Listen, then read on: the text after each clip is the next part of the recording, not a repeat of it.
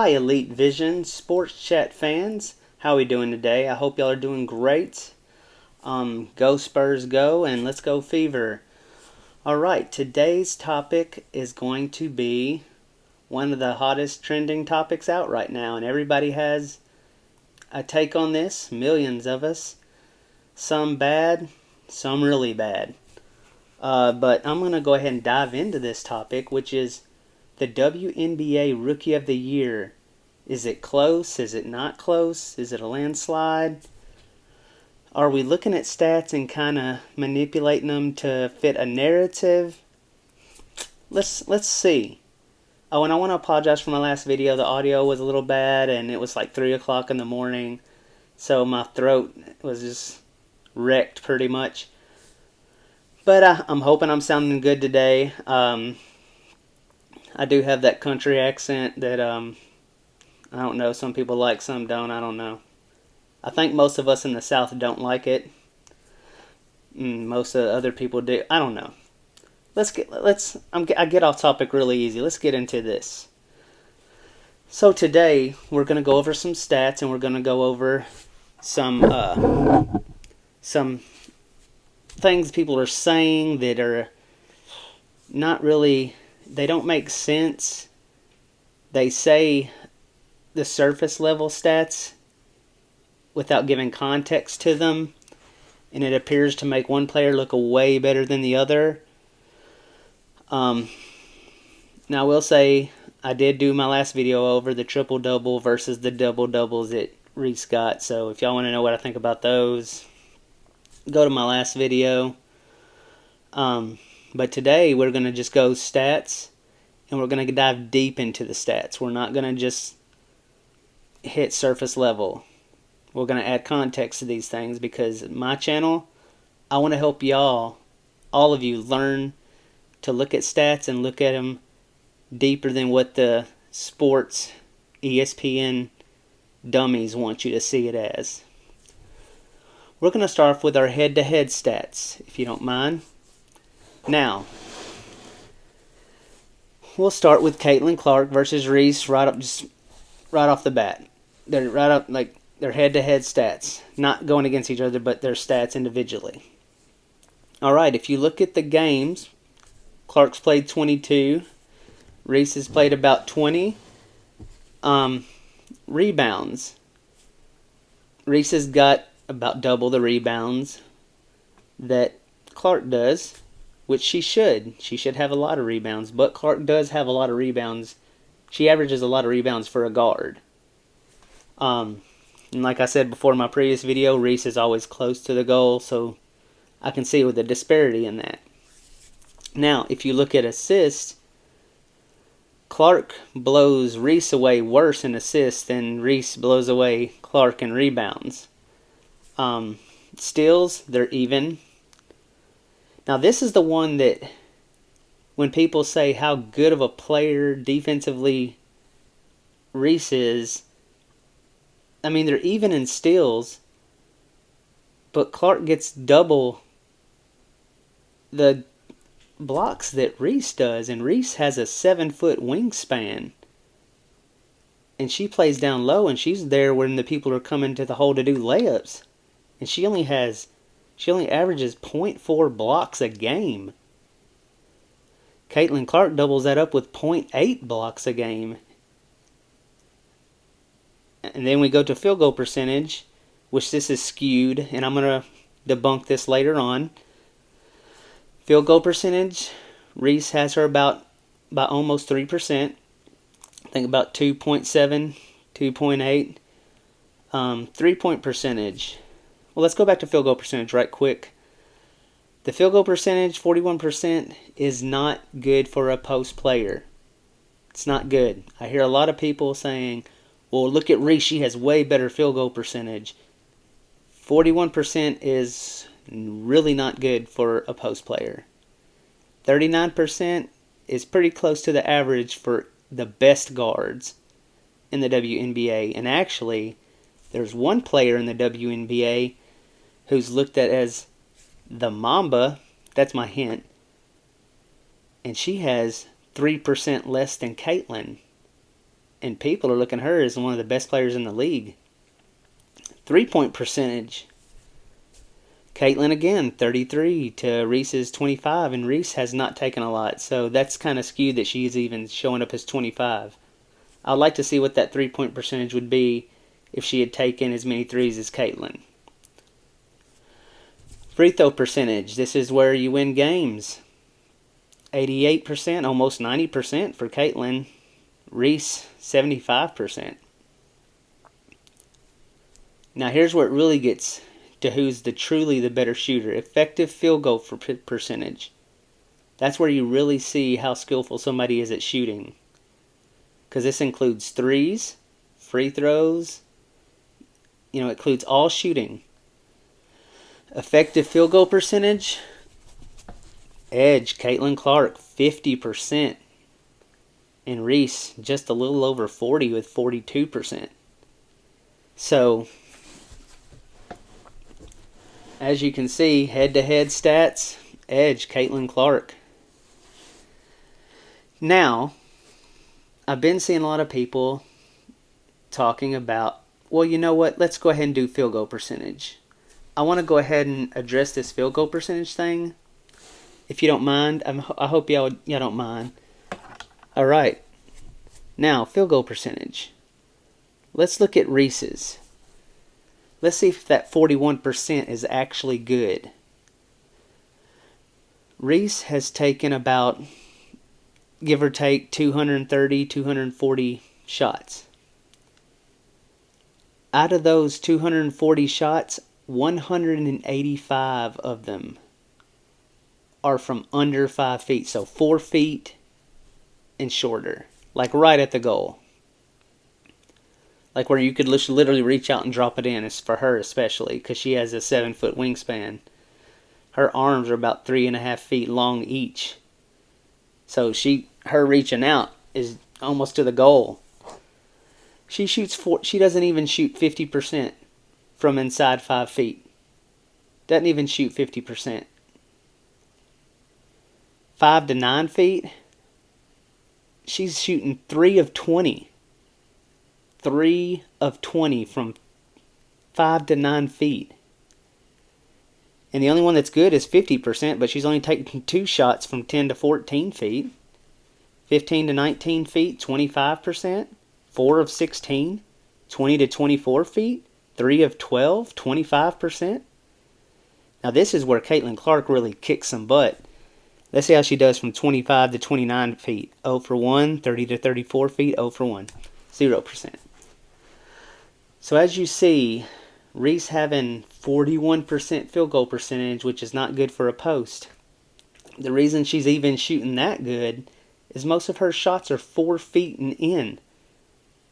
Y'all understand that? And that's another reason why, like I said before on my previous video, that's why she's getting all those rebounds, because she's shooting shots that are right on the goal and she can get the offensive rebound.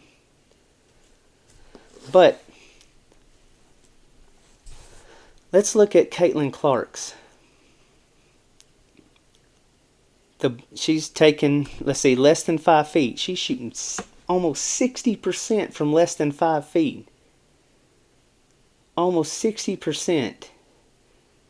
And what was Reese shooting? Reese was shooting 47%. So she's shooting 11% better than Reese from inside of 5 feet.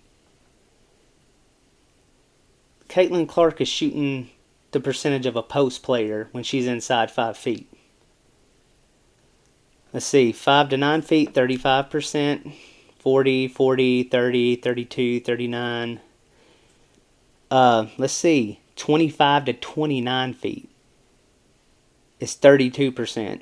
All right, 30 to 34 feet, 39%. That's almost shooting as good a field goal percentage as Reese's field goal percentage. That's only 2% less than Reese's field goal percentage, and when Caitlin shoots 30 to 34 feet. Man, 25 to 29 feet, like I said, yeah, 32%. So Clark, she shoots really, really good where she's supposed to, inside 5 feet. And from 30 to 34 feet, she shoots better than the whole league, probably between 30 and 34 feet, 39%. That's a good three-point percentage when she's shooting 30 to 34 feet. So all the people that say she's taking those dumb, really long shots, she's shooting 40% from those dumb, long shots. So that debunks the field goal percentage. But I want to show y'all how they each rank compared to their positional equals, if you don't mind. So we're going to go to field goal percentage. Alright, now let's look at the top field goal percentage. Let's look at numbers 1 through 20. Number 1, you got Jonquel Jones, 58%. Brittany Griner, 57%. Agumake, 54. Brianna Jones, 53. Well, pretty much 54. Asia Wilson, 52.6, over 50. Let's go to the next. Elisa Thomas, 50. Stephanie Dolson, 50. Aaliyah Boston, Go Fever, 50. Nalissa Smith, pretty much 50. Rookie Aaliyah Edwards, she's shooting close to 50%. Those are the top 20. So it's pretty much around 49, 40, 48, 49 and up. All the way up to like 60% when you look at Jonquel Jones, 58.3. So between 49 and 60%. And Reese is down there at 42%. Let's look at 21 through 40. You got Nafisa Collier, 46.8. Let's see, Brianna Stewart, 45, and she takes a lot of threes. And she still shoots better than... She's a post player, so she's down low a lot. That's what helps her at least shoot better than Caitlin, but she shoots better than Reese, who 60 to 70% of her shots are right inside 4 feet. And Brianna Stewart takes a lot of threes, and she still shoots better. Then finally, 36th place, Angel Reese, who the majority of her shots are inside 5 feet. She's shooting 41.8. Right at 42%. That's horrible for a post player. And she plays like a traditional post player. That's horrible. The traditional post players on here on this list are 50% and above. She's like almost 10% below that. She's shooting down there around where the Plums, the Ionescu's, and the Caitlins are shooting. So now let's look how Caitlin compares to the top guards. So Angel is like 20% below the top like 3-point shooting guards. Alright, let's look at Sabrina. She's on the Olympics team. She's shooting 41%. Kelsey Plum, 41. Dejanay Carrington, 40. None of them are shooting threes as far back as Caitlin. Diana Taurasi, 39. Caitlin Clark, 30. So Caitlin Clark's shooting as good as the GOAT. Diana Taurasi, 39. Kelsey Plum, so she's like within 2% of the top guards in the WNBA. But what about the Mamba? No offense to Diana Taurasi, you were the Mamba of your time, but today's Mamba, Jewel Lloyd, what is she shooting? Jewel Lloyd looked as one of the best players in the league, and she's shooting 36%. That's 3% lower than Caitlin. And she's shooting 26% from threes, so she's almost like 7% lower than Caitlin. So why are we talking about Caitlin being a bad shooter? I'm not understanding that. She's right there with the top shooters, and she shoots better than the Mamba. And her shots, a bulk of her shots are way longer. So Caitlin kind of fits right there in the top echelon of guards when it comes to shooting, but Reese is way, way below the top echelon of post players. Because she misses a lot of shots, and most of her shots are inside 5 feet. Now let's debunk the whole and I think this is hilarious. I'm going to love doing this one. We have the offensive rating, defensive rating system. Oh, Reese has a better offensive rating than Caitlin. She may have a better offensive rating than Caitlin. That is true.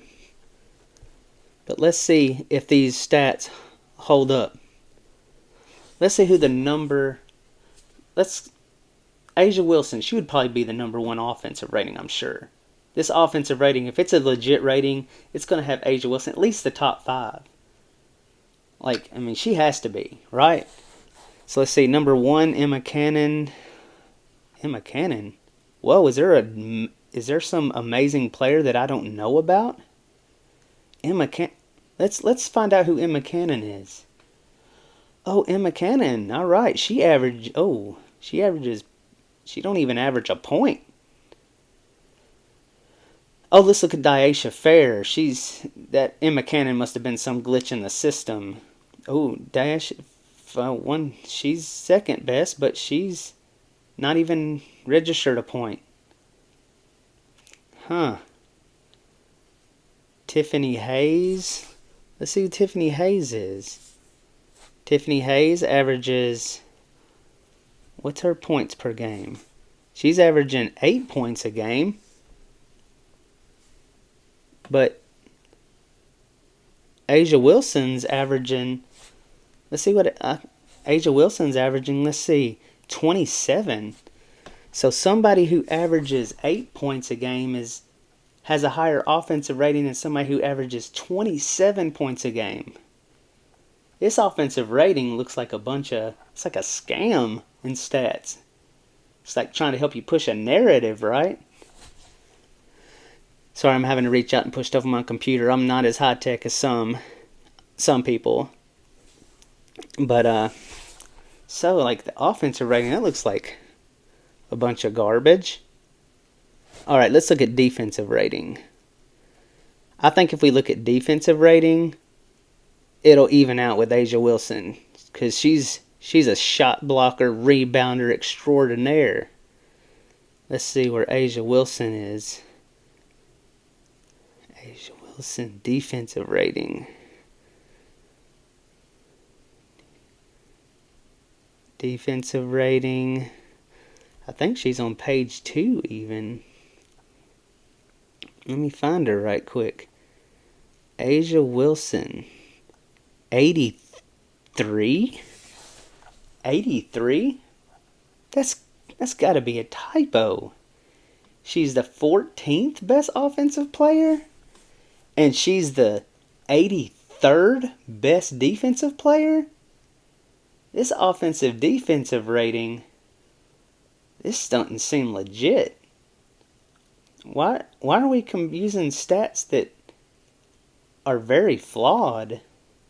This is weird. Huh, can't use those stats. That's ridiculous. So, it looks like to me a lot of stats, advanced stats, are being used just to push a narrative. The offensive rating, the defensive rating, that has A'ja Wilson as 14th best offensive player and 83rd best defensive player. Offensive rating has somebody who averages less than a point a game better than... That's saying they're better than... Emma Cannon averages 0.8 points a game, and they have her rated higher than A'ja Wilson. Tiffany Hayes, who averages 8 points a game, is better than A'ja Wilson. When it comes to this offensive rating, these advanced stats. Come on, y'all. When people start using these advanced stats, you got to look a little deeper into them. When people want to use every stat on here, you got to look and do a little investigation. Like I just showed you, the field goal percentage is is a stat that you really need to dig deeper into. What position are they? Are they in the top tier of their position at shooting? You know, like how far are they shooting when it comes to field goal percentage? You got to look at these things. But with the stats that I've brought to you today, and when we've dug deeper into the stats that ESPN just wants to stay at surface level so they can push a narrative, I'd have to give it to Caitlin, and it's not really close. Right now, rebounds just don't do it for me. She stays within 5 feet of the goal most of the time. I mean, in the premier post players, they step outside and take mid ranges and 3-pointers a lot, so they don't get as many threes. I mean, as many rebounds as Reese because they can shoot further out, so they're not as close to the goal as often as Reese is. Like, I mean, if you ask me, if Candace Parker was playing now and she was in her prime, Reese wouldn't be getting rebounds on Candace Parker. If Asia Wilson stayed down low as much as Reese would. I mean, Asia would be breaking that record, but Asia's skilled where she can step out, hit the three, hit the mid range. She's a very skilled offensive player. It would be a disservice to her skills to go down low as much as Reese. But Reese is active. She's a good player. She's going to be a good player. But I just don't think she's on Caitlin's level. And plus, Caitlin has had to come in and become the leader of an entire offensive system. Reese just has to go out there and try to get rebounds and score. She's not trying to lead people in the right direction. Caitlin has a lot more responsibility. And if you don't think she does, then you're just being disingenuous and dishonest. But this is what I think. So I want to know what all of you think. Please like, subscribe, and please comment. I want to see some discourse on here. I want to hear y'all talk, but keep it clean, though, man. Don't bring race into it. Talk stats. Talk basketball, man. Don't talk race and all that.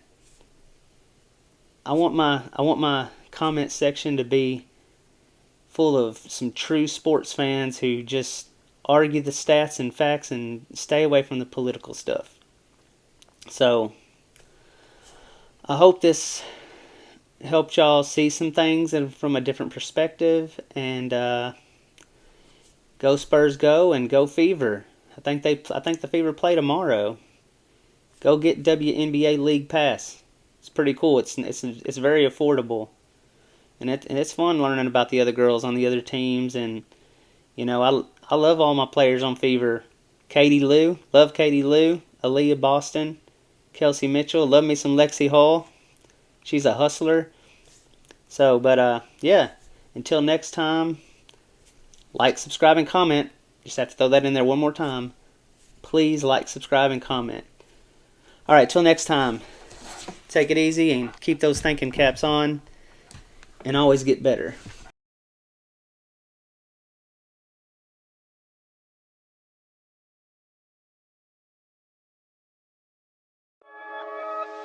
I'm a limited edition.